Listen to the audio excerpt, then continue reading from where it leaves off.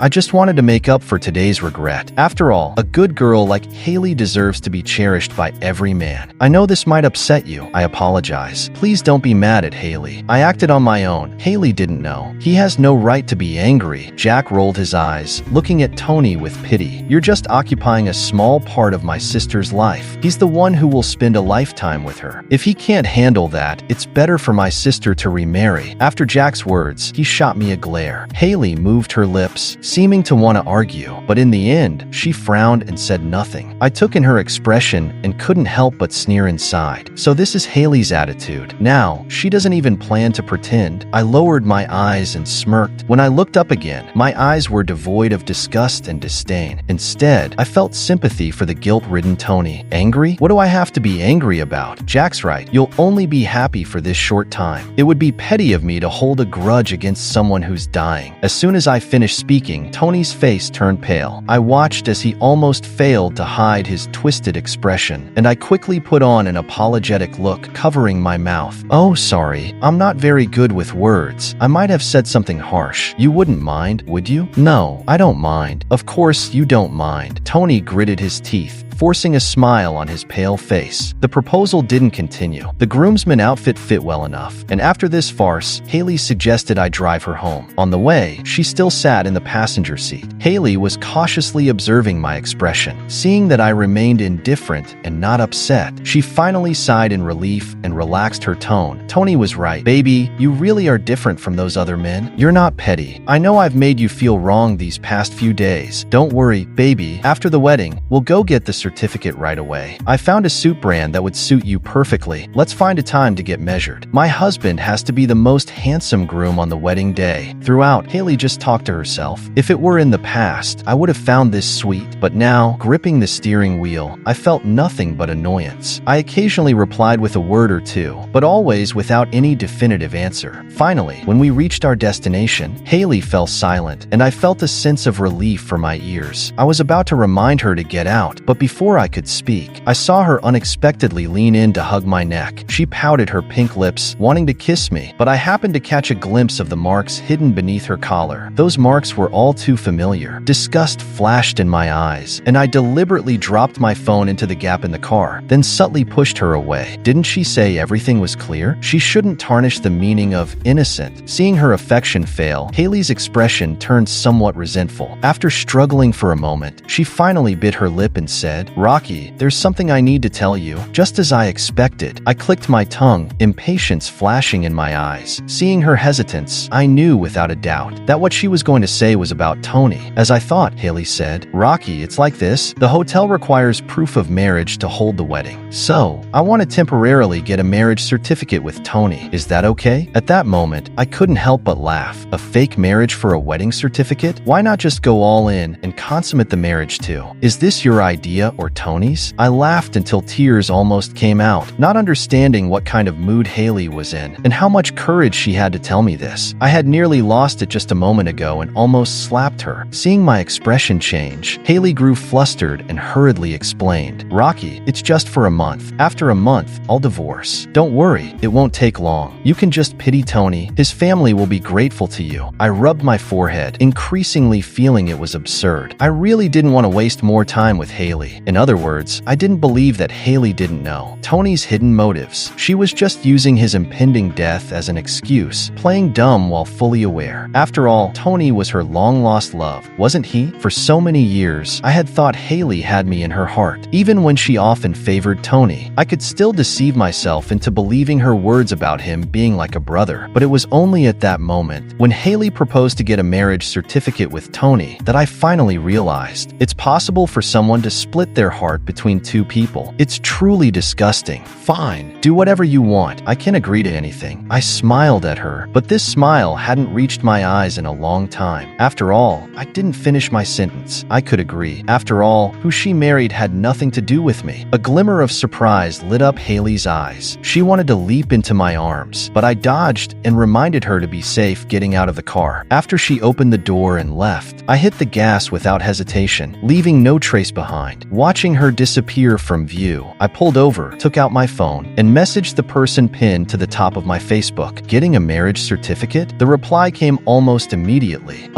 In just a month, Tony's wedding was held splendidly. It was evident how much effort they both put in. On the wedding day, friends from both sides, along with Tony's parents and relatives, were almost all present, creating a lively scene. As the officiant led them in reciting their vows, I stood at the side with the bridesmaids and groomsmen, watching Tony and Haley face each other. Tony shared his years of secretly loving Haley, choking up at emotional moments, while Haley blushed, listening patiently, wiping away his tears now and then. In that moment, it seemed they only had eyes for each other. Many friends around were moved to tears, and Jack, standing next to me, cried while boasting, "Did you see that? They are such a perfect match. If it weren't for you, they would be the happiest couple in the world."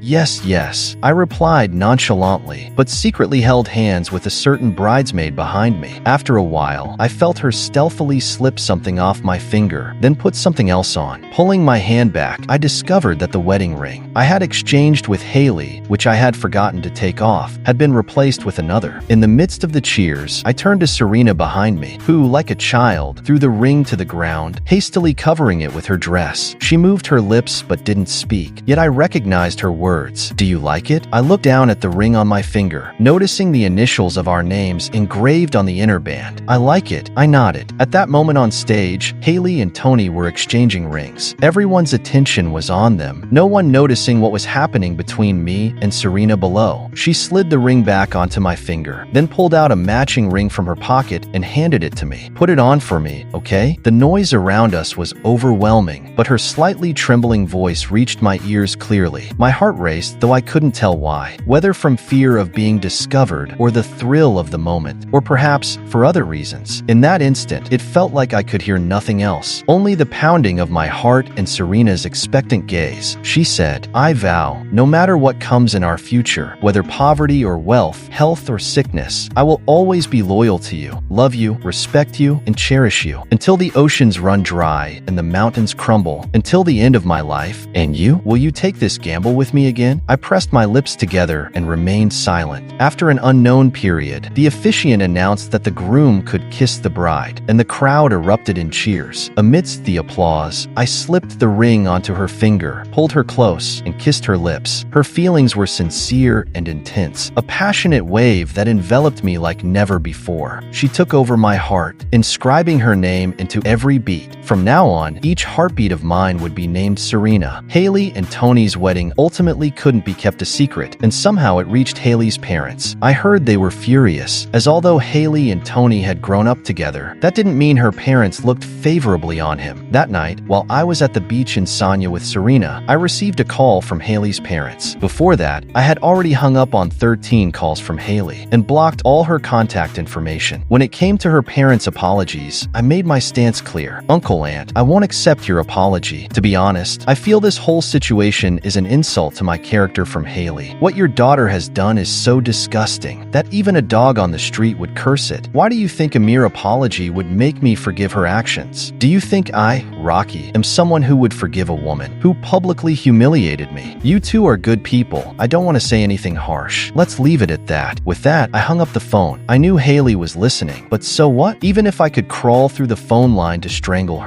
it wouldn't change the disgust I felt towards her. 2 months later, Serena and I returned from Sanya. During this time, Haley had almost gone crazy trying to find me. I heard that after Haley's parents learned Tony had faked a terminal illness, pleading with Haley to help him fulfill his so-called last wish, they were enraged. They had been very confident about letting Haley marry me, but now, because of him, that marriage was gone. Haley's mother, a professor at a top hospital, glanced at Tony's diagnosis and immediately recognized the lie. She took Tony to the hospital for a re-examination, and the results showed he was perfectly healthy. Realizing she had been deceived by Tony for so long, Haley was furious. The next day, regardless of whether Tony agreed, she dragged him to get a divorce certificate. Once she realized she had been fooled, she suddenly thought of me. Remembering my unusual behavior during this time, Haley almost went mad trying to apologize. She thought I was just angry and throwing a fit, believing I was still the same person who could be easily soothed. That evening, I was at home. Hearing noises at the door, I assumed my takeout had arrived. When I opened the door, I saw Haley standing there with flowers, followed by a group of so-called friends smiling at me. I frowned, fully aware of Haley's guilt trip tactics. Just as I was about to shut the door, Haley knelt down, looking regretful, and said, "Rocky, it's all my fault. I was deceived by Tony. He faked having cancer just to marry me and break us up. I've done many wrong things because of him. It's all my fault. You can hit me or scold me. Just give me one more chance, please. Rocky, I love you. I truly love you. I didn't cherish you when you proposed. Now I'm begging you. Please say yes." Leaning against the door frame, I watched as Haley, with red eyes and sobs, pleaded for my forgiveness without a hint of emotion from me. Behind her, the group of friends immediately jumped in, playing the role of mediators, reminding me of all the good Haley had done for me, saying I was a man and shouldn't hold on to her mistakes. I felt like my ears were about to burst, considering whether I should grab a kitchen knife and cut out their tongues when suddenly, a voice came from the living room. "What's going on, babe? What's all the noise outside?" Serena, seemingly just waking up, dressed in matching couple pajamas with me, yawned and casually wrapped her arms around my waist. I looked at her bare feet, frowned, and without hesitation, picked her up, letting her stand on my foot. I completely ignored the shocked looks from the crowd outside. Concerned, I said, "Why aren't you wearing shoes? It's not heated yet. The tiles are cold, you know?" "I know," she replied nonchalantly, then noticed the group at the door. Immediately, she put on her usual carefree smile, waving to the people at the entrance. "Oh, you all came in a big group. Are you here to patch things up or begging for forgiveness?" Serena, seeing her long-lost friend, Haley jumped up from the ground. Any normal person would have realized the nature of my relationship with Serena at that moment. "I was wondering why I suddenly couldn't reach you. You backstabbing friend. I treated you like my bestie, and you went behind my back. Serena, are you even human?" Seeing the hand around Serena's waist, Haley's eyes instantly turned red. She cursed and tried to pull Serena away from me, but I pushed her away and hid the person behind me. Looking at Haley, who was shocked and had trembling pupils, I smiled at her. Then I made the same expression as Tony at that party and pitifully apologized to her. "I'm sorry, dear. She also has a terminal illness. She said that her biggest wish in this life is to get a marriage license and marry me. You are such good friends. You won't be unwilling, right?" After saying that, Serena behind me seemed unable to hold back and laughed out loud. She gave me a thumbs up. Haley looked at the woman behind me and almost gritted her teeth. "How come I didn't know you had a terminal illness?" Serena, tightly hugging my waist behind me, smiled. smiled slightly. I'm sorry. I'm in the late stage of being lovesick. I can't live without him. Besides, we have already obtained the marriage license. I innocently blinked at Haley. Serena behind me understood and almost immediately turned around and took out our marriage license from the room. She showed it off in front of Haley and deliberately said, "I'm sorry, dear. You are one step late. Come to the wedding. Everyone." Serena, you bitch. Looking at the marriage license that was so real and close at hand, Haley completely collapsed. Her movement was so fast that I couldn't stop her. I saw her slap Serena on the face. Her bloodshot eyes were as scarlet as a ghost. Fake. It's all fake. Serena, I took you as my best friend and told you almost everything. But you